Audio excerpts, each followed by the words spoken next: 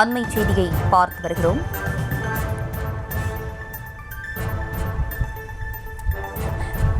தூத்துக்குடி மாவட்டத்தில் இரட்டை கொலை சம்பவத்தில் அந்த தேடி வந்த குற்றவாளியை போலீசார் சுட்டு பிடித்திருக்கிறார்கள். அண்மை செய்தியாக பார்த்து வருகிறோம்.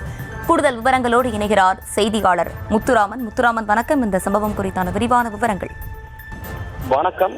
கடந்த 3ஆம் தேதி, அதாவது தூத்துக்குடி மாவட்டம் எட்டயபுரம் அருகே உள்ள நம்பியாபுரம் கிழக்கு தெருவை சேர்ந்த பூவன், ஓய்வு பெற்ற ஆசிரியர், இவரது மனைவி சீதாலட்சுமி, இவர்களது மகள் ராமஜெயந்தி இவர்கள் கருத்து வேறு காரணமாக கணவனை பிரிந்து தனது தாய் சீதா லட்சுமியுடன் கடந்த சில வருடங்களாக வசித்து வந்தனர்.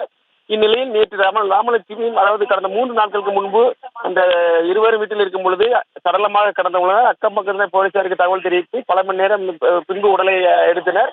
கடந்த 3 நாட்கள் முன்பு, அதாவது இந்த குற்றவாளிகளை பல இடங்களில் தேடி வந்த நிலையில் மேலநம்பி கிராமத்தில் தாய்மொழி கொலை இதில் இந்த காயமடைந்த நபர்கள் இன்னைக்கு தூத்துக்குடி அரசு மருத்துவமனையில் நம்பிபுரம் கிராமத்தில் தாய்மகள் கொலை விவகாரத்தில் தேடப்பட்டு வந்த முனீஸ்வரன் என்ற நபர் காவல்துறையை தாக்கிவிட்டு காவல்துறையிலிருந்து தப்பிவிட முயன்ற போது வலது காலில் சுட்டுப்பிடித்த காவல்துறை காலில் காயமடைந்த முனீஸ்வரன் மற்றும் முனீஸ்வரன் தாக்கி காயமடைந்த காவல் உதவி ஆய்வாளர் முத்துராஜ் உள்ளிட்டோர் தூத்துக்குடி அரசு மருத்துவமனையில் சிகிச்சை பெற்று தற்போது ஆம்புலன்ஸ் மூலம் கொண்டு வரப்பட்டு சிகிச்சை அளிக்கப்பட்டு தீவிரமாக போலீஸ் பாதுகாப்பு போடப்பட்டுள்ளது.